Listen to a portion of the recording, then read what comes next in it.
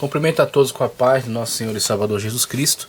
Vamos dar continuidade aqui à leitura da Teologia Sistemática, uma perspectiva pentecostal de Stanley M. Orton. Estamos fazendo aqui a leitura do primeiro capítulo, vendo um panorama geral acerca da teologia pentecostal e posteriormente passaremos aos temas abordados aqui nessa importante obra Teologia Sistemática. Então havíamos interrompido aqui esse parágrafo, tá?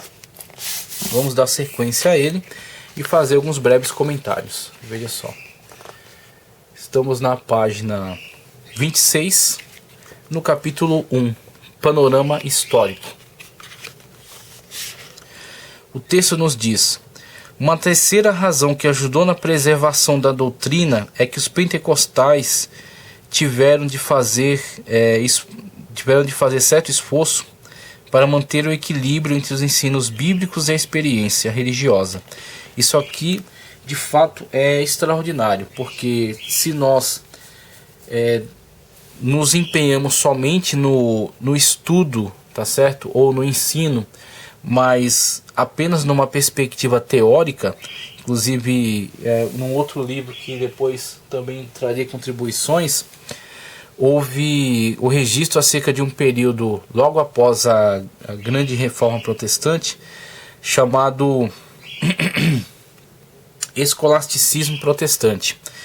E esse escolasticismo protestante é o período em que começaram a se formar as grandes confissões de fé, tá certo? As grandes declarações, as confissões de fé dos movimentos reformados que estavam se estabelecendo.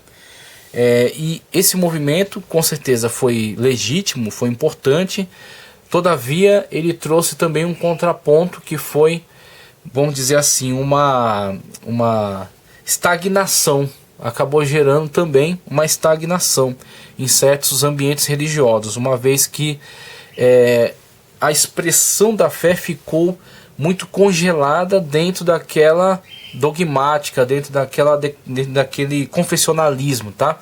A chamada confessionalização. Então, as igrejas elas tinham um enfoque muito nacional, elas estavam voltadas para o seu próprio povo. Algumas delas eram estatais, tá certo? Eram sustentadas mesmo pelos príncipes que assumiam o seu protestantismo, estarem ligados à reforma, e assim essa confessionalização, tá certo? Ou esse escolasticismo protestante acabou congelando a expressão da fé. Devido a este movimento histórico, surgiram, tá certo? Meio que em protesto a esse comportamento, né? Querendo se separar desse comportamento, os chamados pós-reformistas. Então vão surgir aí os puritanos dentro da reforma calvinista, tá? E vão surgir, depois eu me recordarei também em relação a eles, os pietistas, já me recordo, já no contexto alemão em relação à reforma luterana. Então os grandes movimentos de reforma, né? Os pietistas como movimento de pós-reforma dentro do ambiente luterano, e os puritanos como movimento de pós-reforma dentro do ambiente calvinista. E ambos interagiram dentro do ambiente anglicano também, agora como protesto a esta forma anglicana de se manter em uma semelhança muito aproximada do catolicismo, uma vez que a separação do anglicanismo, né, pelo rei Henrique IV, se eu não me engano, Henrique IV, se deveu a uma questão política, mas não a um ideal religioso, vamos colocar assim, como Lutero, né, como Calvino, como Zwinglio, tá certo? Uma separação no sentido de condenar as heresias da igreja, mas não foi exatamente esse os propósitos da reforma anglicana, mas somente uma separação de cunho político. Então o rei se tornou o líder da igreja, o líder supremo da igreja na Inglaterra, mas ela mantém um formato muito católico. Então você vai ter tantos pietistas quanto puritanos brigando contra isso dentro do contexto da Grã-Bretanha, né, da Inglaterra, Escócia, Inglaterra, Gales, ok?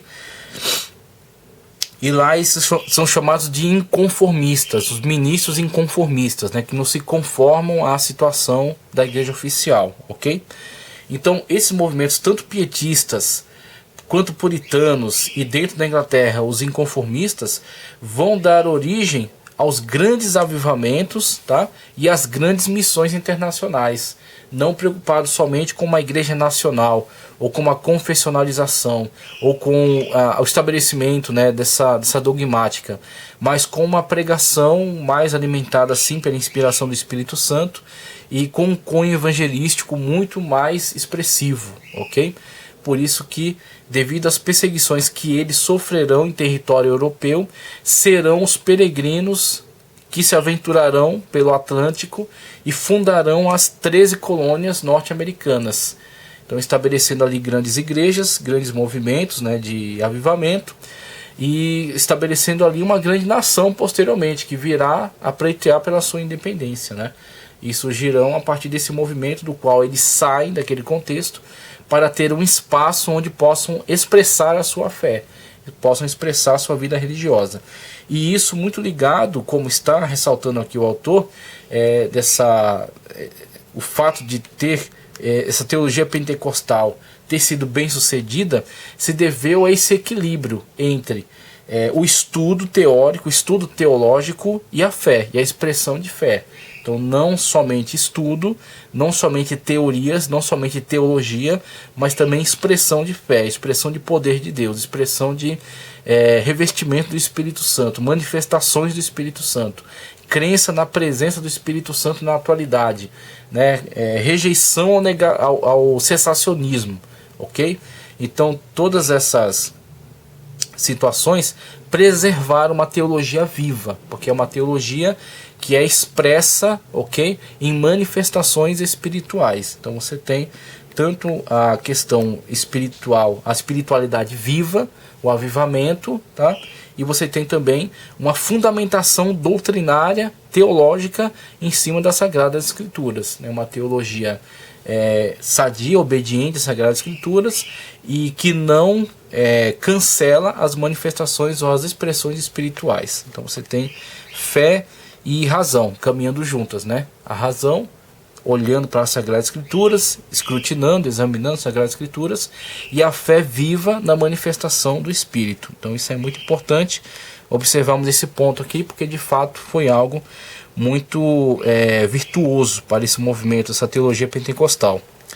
Apesar de haverem assumido um compromisso baseado no princípio da autoridade bíblica, segundo a Reforma Protestante, tá, okay? Apesar de haverem assumido um compromisso baseado no princípio da autoridade bíblica, segundo a Reforma Protestante, as Escrituras somente, não é só a Escritura, como a única regra de fé e prática, experimentavam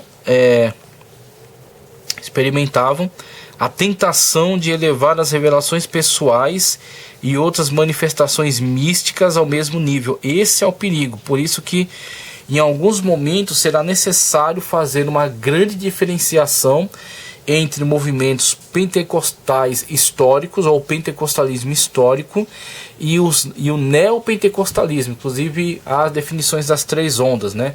Onde a primeira é a chegada do pentecostalismo histórico, depois você vai ter as igrejas que virão deste, tá certo? A segunda onda, né? O movimento que, separando-se dessas igrejas históricas, fundarão as suas próprias igrejas, e uma terceira onda que já pode ser caracterizada dentro do neopentecostalismo e dos movimentos carismáticos. Então você tem uma primeira com a chegada do pentecostalismo histórico, a segunda você vê a manifestação de muitos movimentos renovados. Então você tem igrejas de tradição reformada, que num primeiro momento não experimentavam ou até rejeitavam mesmo essas manifestações espirituais, essa evidência do falar em outras línguas, né, como o batismo do Espírito Santo. Só que devido ao contato, devido à influência benéfica, tá certo, que vão sendo exercidas, né, dentro desses movimentos, alguns deles tornam-se movimentos renovados. Então se tem presbiteriana renovada, batista renovada, ok, que passam a receber, passam a se expressar doutrinariamente, teologicamente e espiritualmente em concordância com esse movimento, tá? E numa terceira onda você terá então o chamado neopentecostalismo, onde a questão doutrinária sofrerá alguns prejuízos. Eles cometem exatamente esse erro que está sendo apontado aqui como tentação.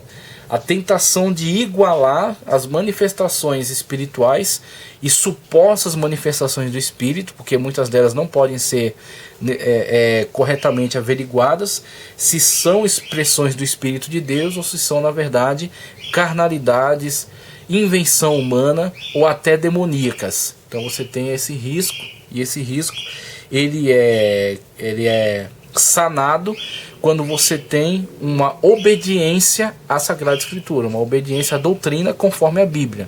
Agora, quando você começa a elevar certas profecias supostamente do Espírito, certas revelações, sonhos, você começa a colocar isso no mesmo patamar de autoridade da Bíblia, você está abrindo a porta para a entrada de muitas manifestações que são verdadeiramente contrárias à sã doutrina, ok?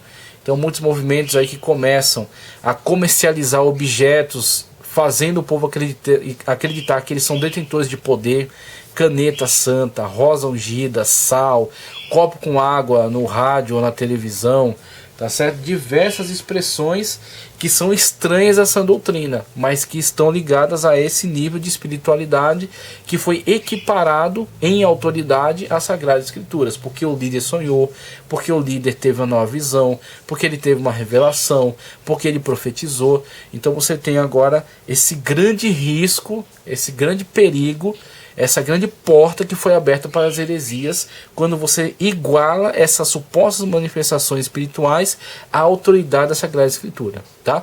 Então a teologia, o pentecostalismo histórico, tá? O pentecostalismo ortodoxo, ele crê que o Espírito se manifesta, ele crê que o Espírito usa em profecias, sim.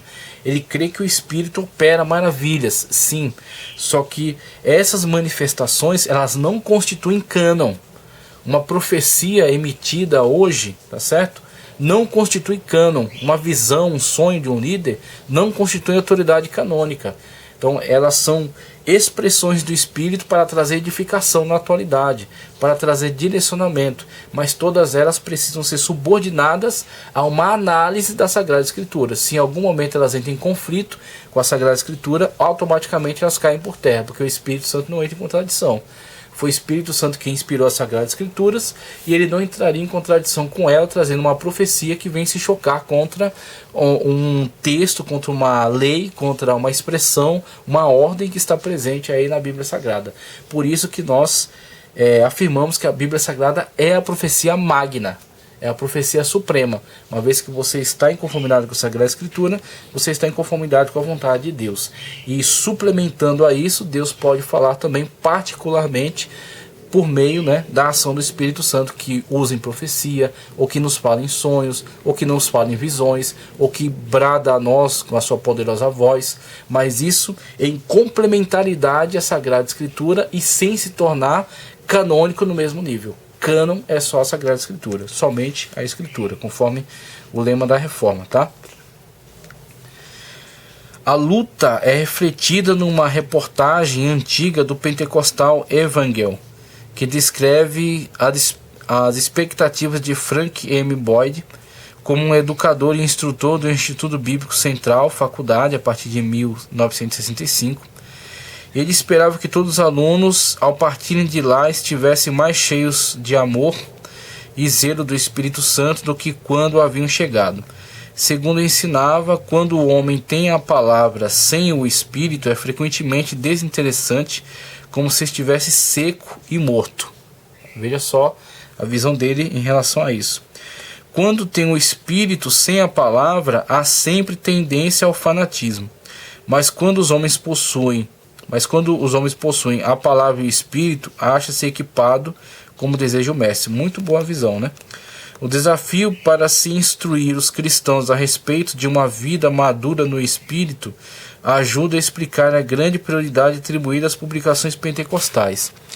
Manuais pormenorizados de doutrinas, no entanto, não apareceram antes da década de 20 e de 30.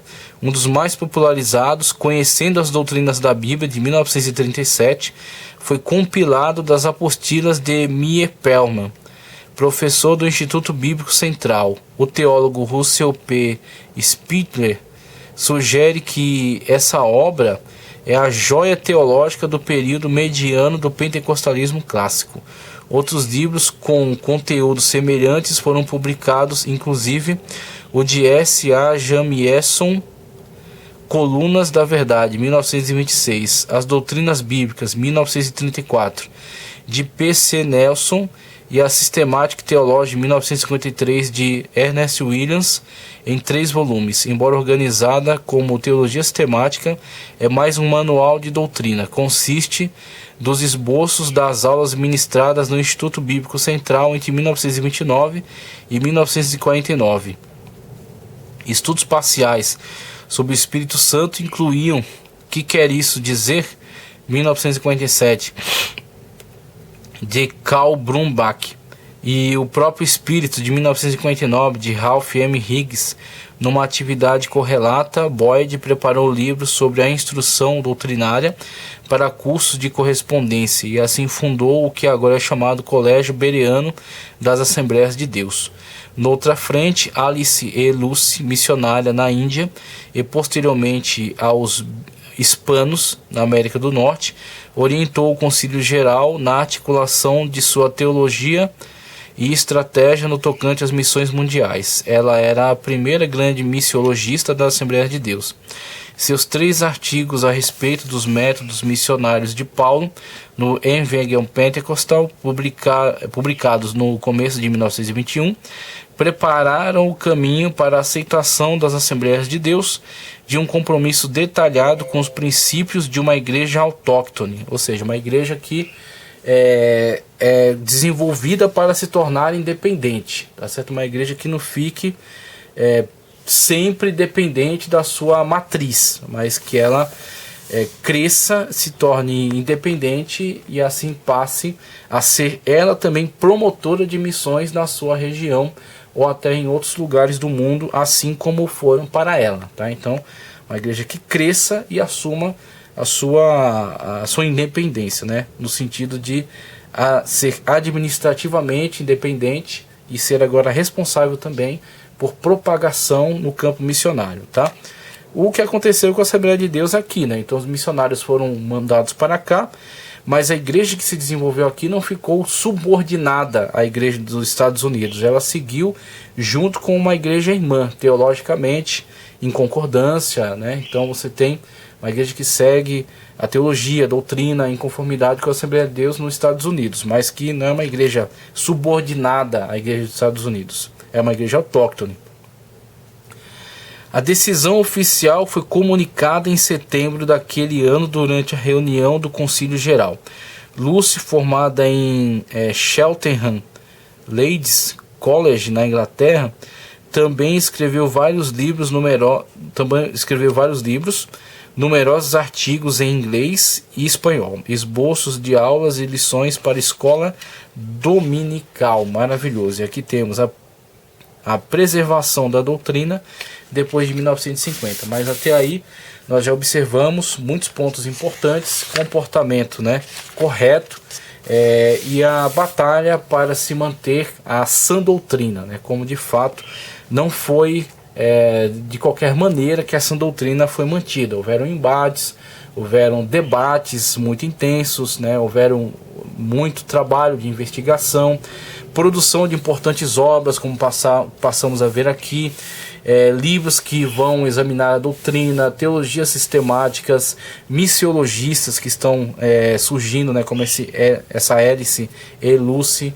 E aí temos então a Assembleia de Deus fundamentando sua teologia. Então não é um movimento em busca de uma teologia, como vimos no início.